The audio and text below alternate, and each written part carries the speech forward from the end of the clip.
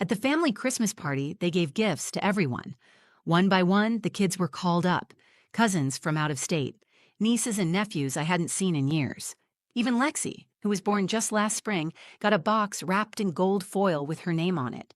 My daughter, Lena, sat patiently, smiling the way she always does when she's trying to be polite.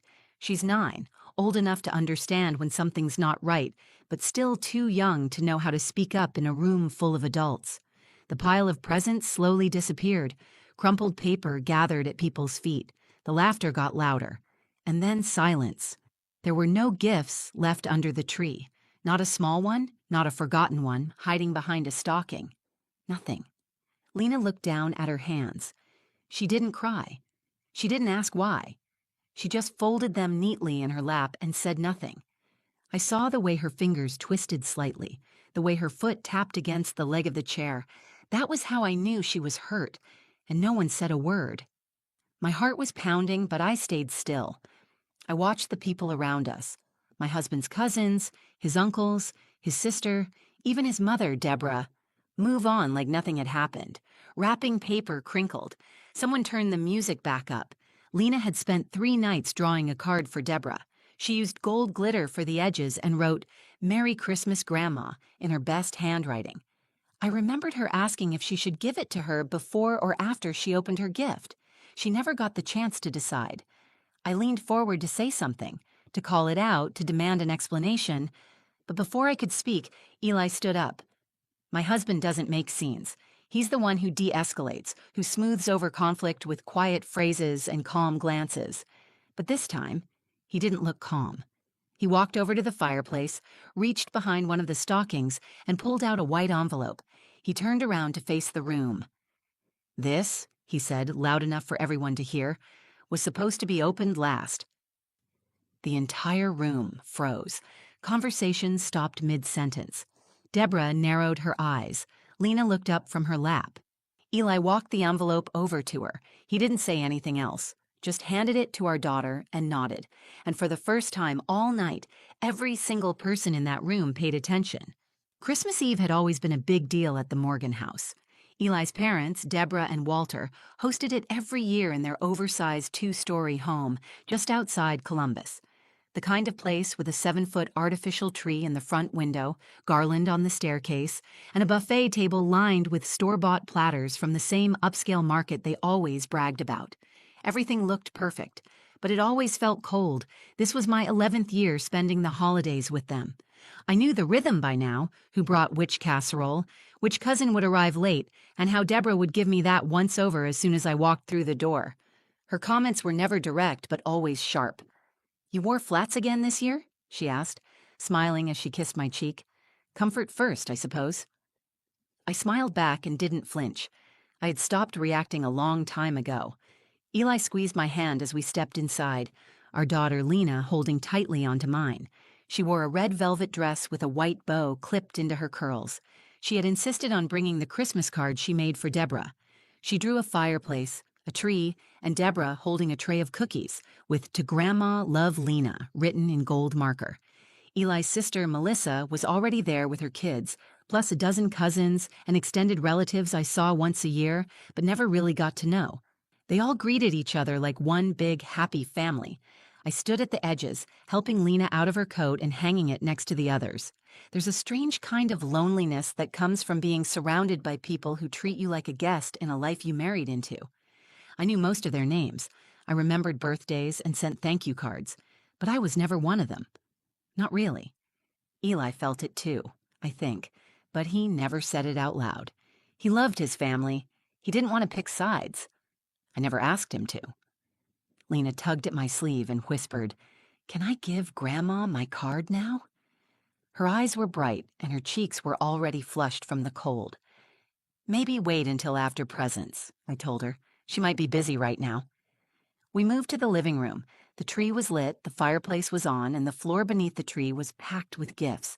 Boxes in every shape and size, all carefully wrapped with matching ribbons. Deborah always insisted on color-coded wrapping paper to keep everything organized. Walter handed out drinks while Melissa's husband passed around appetizers. Christmas music played softly in the background. On the surface, it looked like a picture-perfect holiday. Lena settled onto the rug with the other kids, talking quietly with her cousins. She had her card in her lap, folded neatly, ready to go. I stayed behind her, sitting on the couch between Eli and an empty space no one filled. The smell of cinnamon and pine hung in the air. Laughter bubbled up across the room. Small talk echoed off the walls. And yet I felt something off, like a ripple beneath the surface. It was subtle, but I noticed. Deborah hadn't said a single word to Lena. No compliment on her dress, no hug, just a quick glance and a distracted, "Oh, hi, sweetie," before she turned to fix the bows on the presents. I watched Lena's face. She noticed it too. She didn't say anything, but I saw her smile falter for a second before she turned her attention to her cousin Abby. The tension in my chest started to build, quietly, the way it always did when we visited. I told myself to stay calm, to let it play out. Maybe I was reading too much into it. Then Deborah stood near the fireplace and clapped her hands. "Let's do presents before dessert, kids first." Eli leaned back beside me, rubbing his hands together. I tried to match his energy. Lena looked up and straightened her dress. "Let's see," Deborah said, picking up a gold gift from the pile. "This one's for Connor." The first name, then another. One by one, children's names filled the room, laughter, ripping paper, thank yous tossed toward adults. The stack of gifts began to shrink. Lena leaned forward a little, still holding her card, still smiling. I held my breath and watched. This was the part where the night began to change. The gift exchange had always followed the same order. Kids first, then adults. Deborah stood near the tree, lifting each carefully wrapped box, reading the tag out loud and calling the child's name like she was announcing winners at a school raffle. She beamed at the reactions, clapped her hands when a gift got a big response, and chuckled when wrapping paper was shredded too fast to admire. "Connor," she called, handing a large red and green box to her oldest grandson. Then came Emma, Ava, Tyler, and Jasmine. She even pulled out a small plush-wrapped package and said, "This one's for Lexi, her first Christmas." Lexi was barely 6 months old, lying half asleep in her mother's arms. Everyone clapped and cooed. Lena clapped too. I kept my eyes on the pile. I counted what was left, only a handful. I reminded myself there were probably still more for Lena. Maybe something got misplaced. Maybe her name just hadn't come up yet. Deborah reached for a silver-wrapped box. "Owen," she said. The boy ran forward, took the gift, and returned to his seat. 2 gifts left now. I sat up straighter. "One for Abby," Deborah said. She passed it to Melissa, who handed it to her daughter. Then she picked up the final gift. It was long and thin, wrapped in blue paper with a white ribbon. Deborah squinted at the tag and smiled. "Ah, for Logan." Logan, a cousin's stepson. He didn't even share the family name. He took the gift with a quick nod. Everyone watched him unwrap a remote-controlled car. I waited for Deborah to say something else, to pull out one last surprise, maybe one she had hidden behind the tree. But she turned to Walter and said, "All right, that's the last one." Someone turned the music up a notch. People started chatting again. One of Eli's uncles reached for another drink. A few of the kids began playing with their new toys in the corner. Lena sat still, cross-legged on the rug, her card still clutched gently in her hands. She looked up at me, not with tears, not with questions, just a small, tired smile, one that tried too hard to look fine. I leaned forward. "Lena," I whispered, "did you check the tags? Maybe there's one left." She shook her head, slow and certain. "Number that was all of them." Her voice was soft, but I could hear the effort behind it. She was trying not to make a scene. She was trying to act like she didn't care. I felt something tighten inside me, something sharp and hot. I looked toward Deborah.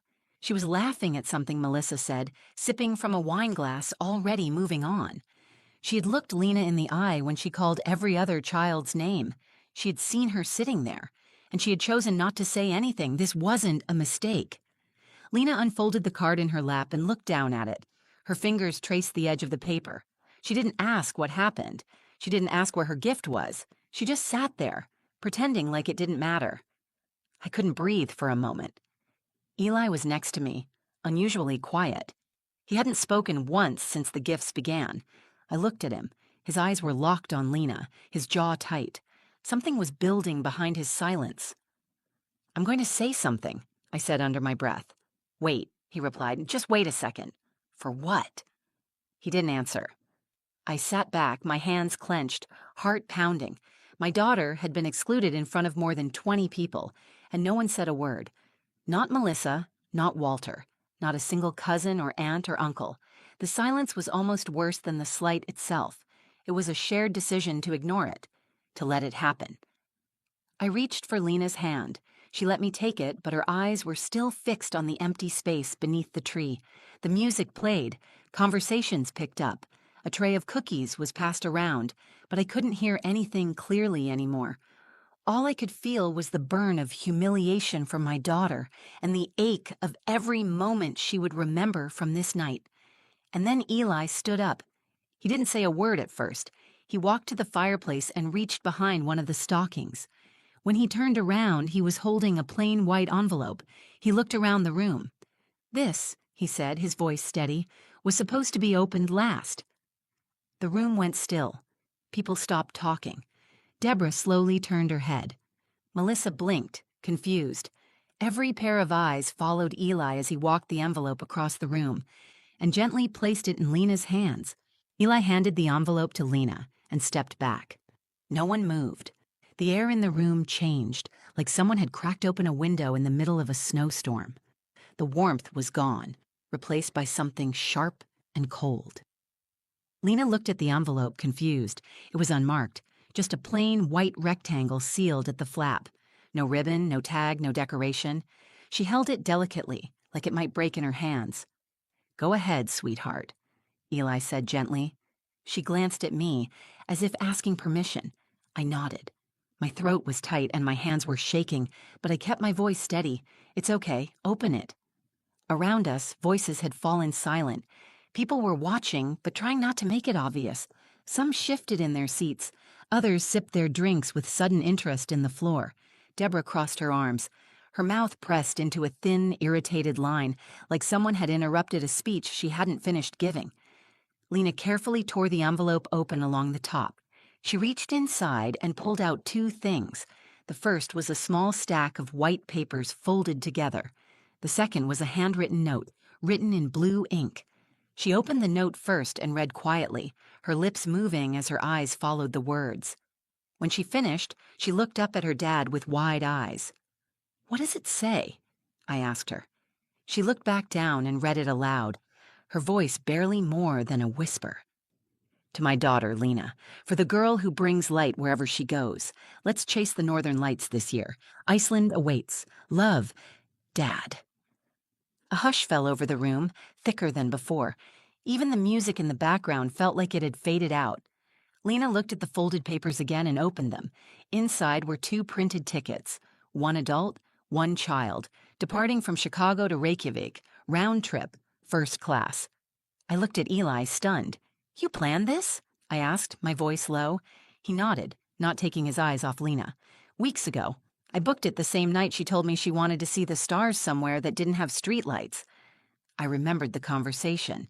It had happened while Lena was sitting in the back seat, staring out the car window. She had asked why stars looked different in some places. Eli had told her about places where the sky stretched forever, where the air was clean and the world felt quiet. She had asked if we could go. He had said someday. He made it now. Lena stood up, still holding the envelope and the tickets. Her voice was small but clear.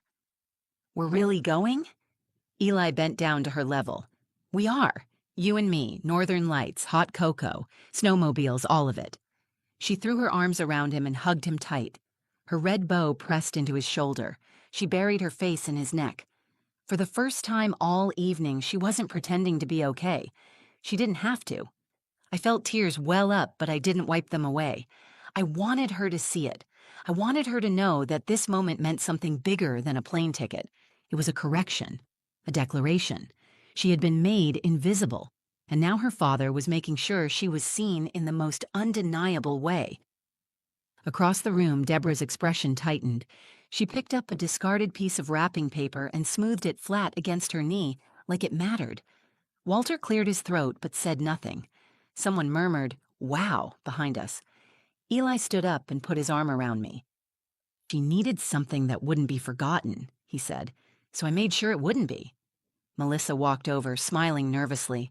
That's incredible, Eli. Iceland?" He nodded. "It's her dream. I figured Christmas was the right time to give her something unforgettable." Deborah didn't say a word. She stood slowly, smoothed the front of her sweater, and walked toward the kitchen. I watched her go. For the first time in 11 years, I didn't care what she thought. She had made her choice. So had we. Lena looked up at me, beaming. "Mom, are you coming too?" "Not this time, baby," I said. "This is just for you and Daddy." She hugged me next, tightly, and I held her like she might disappear if I let go too soon. This moment belonged to her. All of it. Lena stayed close to Eli the rest of the evening. She held the envelope tightly in one hand and the card she had made for Deborah in the other. She didn't bring it up again. She didn't ask why she hadn't gotten a gift like the others. She didn't look for one. It was as if the weight of being forgotten had been lifted the moment she felt chosen. That feeling radiated from her. The other kids noticed. Abby came over and asked about the trip. Then Logan chimed in with questions about volcanoes. For the first time all night, Lena was at the center of the conversation, not because someone invited her in, but because something about her had become undeniable. Eli didn't brag. He didn't gloat. He sat on the couch, arm wrapped around Lena, quietly answering her questions about Iceland, describing glaciers and black sand beaches like he had been there a dozen times. He hadn't, but he had studied every detail. I realized then that this wasn't spontaneous. It wasn't a way to make up for something that had gone wrong tonight. He had planned it knowing exactly what might happen. He had anticipated this moment. I walked into the kitchen to grab Lena a bottle of water. Deborah was there, arranging store-bought sugar cookies on a tray like it was the most important job in the world. Her lips were tight, her movements mechanical. She glanced at me. That was quite the announcement. I didn't respond right away. I opened the fridge, pulled out the water, and shut the door. The silence between us grew tense. She turned back to the tray. "You know, it would have been nice to know about that ahead of time, so we could avoid this kind of scene." "This kind of scene?" I asked, keeping my voice calm. Deborah placed a cookie with more force than necessary. Making a child feel excluded on Christmas doesn't reflect well on this family. "She didn't make herself feel excluded," I said, "and neither did I. She noticed. Everyone did." Deborah looked at me for a second, then turned back to her tray. "It wasn't intentional. We had so many to keep track of this year. Melissa's kids, the cousins from Chicago. Things slipped through the cracks. She's not a slip. She's your granddaughter." Her hand paused. "I didn't mean—" "But you did," I said, cutting her off. "You've always meant to keep me and her just outside the circle. You've never tried to hide it. Tonight was just the first time it showed that clearly to everyone else." She opened her mouth, then closed it again. I waited for an apology that didn't come. I walked out and left her in the kitchen with her perfect tray of cookies. Back in the living room, Lena had moved to sit in front of the fireplace again. The other kids were showing off their toys, and she was describing a video she saw once about the blue ice caves in Iceland. Her eyes sparkled. Her voice had energy again. I sat beside Eli and leaned against him. "You knew this might happen," I said quietly. He nodded. "I saw the list Deborah made last week. Lena wasn't on it. I asked her about it. She said it was just a draft, but I knew. You didn't tell me. I wanted to. But I also wanted to give Lena something no one else could take away. Something private. Something just for her." I looked at him. "You gave her so much more than a trip." He glanced at Lena, then back at me. "She'll never forget tonight, but now she'll remember how it ended." As the night wore down and families started packing up, people came over to say goodbye. Some of them congratulated Lena on her trip. A few complimented Eli for the idea. Deborah stayed in the kitchen, pretending not to notice the shift in the room. Lena came up to me as I was gathering our coats. She held up her card. "Should I still give this to Grandma?" I looked at it. The gold glitter had smudged at the corners, but the drawing was still bright and hopeful. "You can," I said, "but you don't have to." She stared at the card for a moment. Then she folded it once, carefully, and tucked it into her backpack. "I want to keep it," she said. That was the most powerful choice she could have made. We drove home in silence for the first 20 minutes. Lena had fallen asleep in the back seat with her seatbelt still fastened, the envelope tucked between her arms like a keepsake she didn't want to let go. Her red bow was slipping out of her curls, and her cheek was pressed against the car window, fogging the glass with every soft breath. I watched her in the rearview mirror while Eli kept his eyes on the road. Snow flurries had started again, brushing across the windshield like white noise. I didn't speak. I didn't want to break the stillness that had settled in the car like a fragile piece. Finally, Eli spoke. I hated watching that, I nodded. I know. I should have done more earlier. I saw it coming. I thought maybe Deborah would surprise me this year. She didn't. No, he said. She didn't. I looked at him. His hand was tight on the steering wheel, not angry, just steady. The way someone looks when they've made peace with a hard truth. She made a choice tonight, I said. And so did you. He glanced at me. Did I handle it right? You showed up for your daughter when it mattered. That's always right. When we got home, Eli carried Lena upstairs to bed without waking her. I followed behind him, switched on her nightlight, and pulled her blankets up to her chin. She stirred for a second, then turned onto her side, still holding the envelope. I stood there in the doorway, watching her sleep. A part of me ached for what she had felt earlier. The confusion, the disappointment, the quiet acceptance. But another part of me was proud of how she handled it, of how she didn't let it define her, and most of all, of the way she had come through it with her head held high. The next morning, Lena joined us at the kitchen table with a map of Iceland she had printed from the computer. She asked a dozen questions about geysers and northern lights and reindeer. She talked like someone who had found something new inside herself. Not just excitement about a trip, but the kind of confidence that only grows after you've been seen fully and loved deeply. Later that day, Eli got a call from Deborah. He didn't answer. He stared at the screen for a long time before silencing it and sliding it back onto the counter. She'll probably say it was an accident, I said. She will, he replied. But it wasn't. We both knew that, and for the first time in a long time, I didn't feel the need to fix it or smooth it over. There was nothing left to explain. Family isn't just blood. It's not wrapped up in obligations or forced invitations or pretending that love is present when it's not. Family is made in the choices we make, in the people we stand beside, in how we show up for each other when it would be easier to stay silent. That night, as I tucked Lena into bed again, she pulled out the card she had made for Deborah, the one she chose not to give. "Do you think Grandma will be mad I didn't give her this?" she asked. I knelt beside her bed. "I think Grandma will wonder where it went, and maybe that's okay." Lena looked down at the glittery edges and then back at me. "Can I keep it? Just for me?" "Yes," I said. "You can always keep what you make with love, even if it wasn't given to the person you made it for." She smiled. "I think I'll keep it in my suitcase." "For Iceland?" She nodded. "So I remember this Christmas. All of it." That was when I realized something important. She wouldn't remember the silence or the missing gift as much as she would remember the moment her dad handed her that envelope and everyone turned to see her for the first time. That was the memory she would carry, not the exclusion, the recognition. She wasn't overlooked, not in the way that truly matters. She was chosen. Thanks for spending this time with me and hearing our story. I didn't share it for sympathy. I shared it because I know what it feels like to watch your child be overlooked, and I also know how powerful it is when someone who loves them steps up and makes it right. If this story meant something to you or reminded you of your own family moments, please take a second to like the video. It really helps more people find it.